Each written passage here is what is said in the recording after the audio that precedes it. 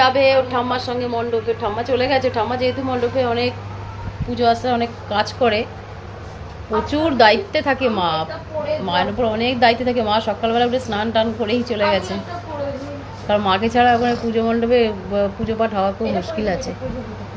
এখন এটা পরে নাকি, এখন কিটো এইমাত্র স্নান করে উঠলাম, আর ঠাম্মা তো চলে গেছে মণ্ডপে, ওই জন্য গুনগুন আর পাল্লানো থাকতে, গুনগুন ওই যে রেডি হচ্ছে, জুতো রেখেছে খাটে। কি বলতে হয়, বললে বলছে যে নতুন জুতো, তাতে কি হয়েছে, আমি নামিয়ে দিয়ে আর কি করবো।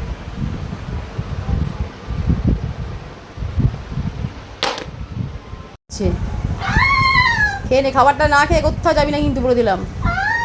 সকালবেলায় পরোটা আলু চচ্চড়ি করলাম, না খেয়ে চলে যাচ্ছিল, জোর করে আমি ধরে রাখলাম, ওঠ। হ্যাঁ তাই নিয়ে চলে গেলাম, তুই না খেয়ে থাক সারাদিন, চল। খেতে হবে না তোকে। বাজার থেকে মাছ নিয়ে এসছে, তো এই যে মাছ ধুয়ে বেছে নুন হলুদ মাখিয়ে রাখলাম।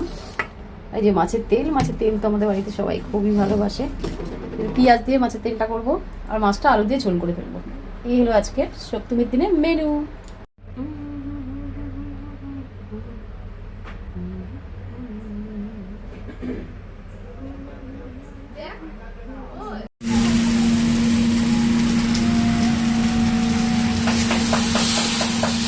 তোর জন্য আমি ঠিক করে ভাত খেতেও পারলাম না, কেন মেহেন্দি করার চক করে।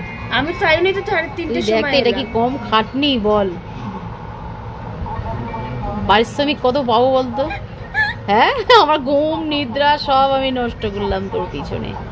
তো বন্ধুরা, কেমন হয়েছে মেহেন্দি ডিজাইনটা তোমরা বলো। এখনো কিন্তু কমপ্লিট হয়নি। ওই পিঠটা এখনো, ওই পিঠটা দেখা, ওই পিঠটা ফাঁকা আছে, ওই পিঠটা এখনো বাকি আছে। এখনো ওই পিঠটা বসে বসে করতে হবে, মানে আমার মাথা এখনো খারাপ করবো বসে, এখনো 1 ঘন্টা। আবার ওই হাতটা করবে বলছিল, কিন্তু আমি বলেছি করবো না, আর পারবো না, তাহলে আমি আর এই দুনিয়ায় থাকবো। আমাকে দেখিও না, আমাকে দেখিও না, তখন থেকে বলে যাচ্ছি যে একটুখানি দেখাবো ওই আমার। ঠিক আছে, চলো বাকিটাও করে নি। আর কি করব, আমার ঘুম নিদ্রা সব শেষ, চোখ মুখ আর ফুলবে না, এরকম অবস্থাতেই আমাকে ঠাকুর দেখতে যেতে হবে। তোর জন্য হলো এটা। না বাবা, পুরো কমপ্লিট হয়েছে, ভালো করে শুকিয়ে নিবি, ঠিক আছে? দেখি এই পিঠটা ভালো করে দেখা, এই পিঠটা, হ্যাঁ সত্যি মেহেন্দি ডিজাইনটা ভালো হয়েছে কিন্তু। ঠিক আছে, ঠাকুর দেখতে চলে যা। এটা অনেকক্ষণ শুকাবি কিন্তু, তারপরে ওই দারচিনি একটু পারলে একটু গরম করে দিবি, লেবু দারচিনি চিনি। আমাকে নিয়ে যাবি গুনগুন তোর সাথে? আমি নিজেই মণ্ডপে বসতে যাচ্ছি। ওলে বাবা রে, আমার আর শরীর দিচ্ছে না কোথায় যাওয়ার মতন রে। মণ্ডপে বসে থাকবি, ঠাম্মার সঙ্গে বসে থাকবি, ঠাকুমারে পাহারা দিবি, ঠাকুমা তোকে লক্ষ্য রাখবে। ঠাকুমা আছে, গিয়ে দেখ ঠাকুমা কেমন আছে, ঠিক আছে? সেই বিছনার উপর তুই জুতো তুলছিস? আরে নতুন জুতো তো কি, এটা নিচে রাখ। কি অবস্থা তোরা, নতুন বলে ওটাকে কি কি করতে চাইছিস বলতো? সকালবেলা একবার বললাম, তখন নয় ঠিক আছে পড়লি না, রেখে দিলি, এখন আবার দেখ নাবা নিচে। ভালো লাগছে, যাও একটু পারফিউম দিয়ে দাও গায়ে। কোথায় গেলি রে, দেখতে পাচ্ছি না তো। দাদার ঘরে আছে, যাও।